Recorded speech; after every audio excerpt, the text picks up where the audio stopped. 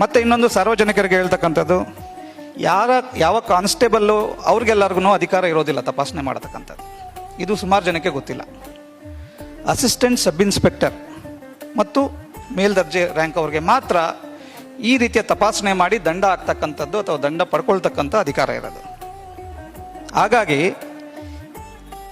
ಅಲ್ಲಿ ಯಾರೋ ಒಬ್ಬರು ಕಾನ್ಸ್ಟೇಬಲ್ ನಿಂತಿರ್ತಾರೆ, ನಮಗೆಲ್ಲ ಕೆಲವರೆಲ್ಲ ಫೋನ್ ಮಾಡಿ ಹೇಳಿದ್ರು, ಏನೋ ಯೂನಿಫಾರ್ಮ್ ಮೇಲೆ ಜರ್ಕಿನ್ ಹಾಕಿರ್ತಾರೆ, ಪಟ್ ಅಂತ ಬಂದು ನಿಲ್ಲಿಸ್ತಾರೆ ಅಂತ.